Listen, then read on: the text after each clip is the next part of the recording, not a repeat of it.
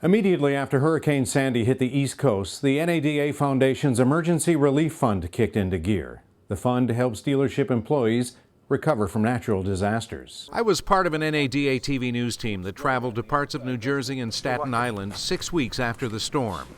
We met several employees who received aid, and during the next few days, we'll bring you their stories. I've covered a lot of disasters in more than 30 years in the news business. While this storm was devastating, what struck me most was the employees' resilience in the face of adversity and their determination to recover and rebuild.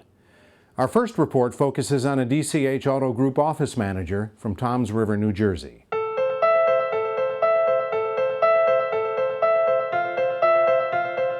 Superstorm Sandy lifted Al and Donna Himilewski's home off its foundation. They lost almost everything. Life is a struggle to provide a refuge for their 9-year-old son. Nothing's normal. But you try and make it as normal as you can, because we still have one at home. I still have a little kid. There still is Santa Claus. Yeah. How do you make that happen? How do I make that happen? Right here. So they're all ROs. DCH told her about help available from the National Automobile Dealers Charitable Foundation. A check for $1,500 arrived quickly. The insurance is another story. It doesn't matter if you have insurance. I don't have money yet. I'm probably the best insured on this entire block, and I don't have money yet because there's nothing settled. Something like this, when NADA kicked that in, that's night and day. We left here and went to a hotel the night of the storm for overnight. I had my pocketbook. I had nothing. We had nothing with us. And for NADA to reach out and help, it made a big difference. The day after the storm, they waded through chest-high water to get home, all the while wondering what they'd find.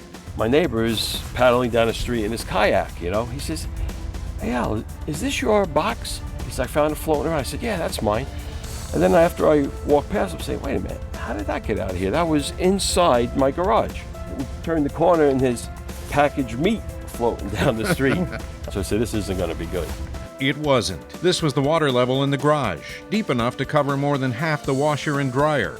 The Himilewskis welcomed NADA TV into what is left of their home. They recounted what happened inside and out. When we got here the day after, the water line was right about here. Everyone that stayed said they could see a wall of water, literally, coming across the bay. When the water was in the crawl space and filled up, the hydrostatic pressure actually lifted the house.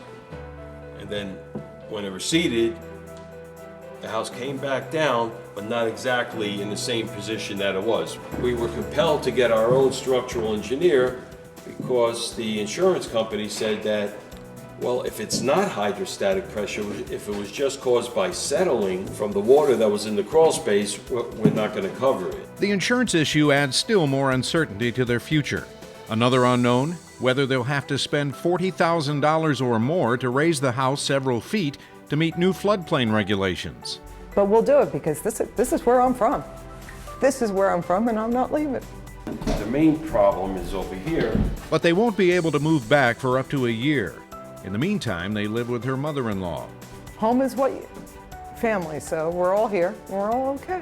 She's on an emotional roller coaster, on the verge of tears one moment. The best part of living here is every morning in the sun. Fondly recalling the past in the next. As the day goes, you hear all the kids and all the families, and you're all out there and smelling who's cooking what, and should we walk down the block?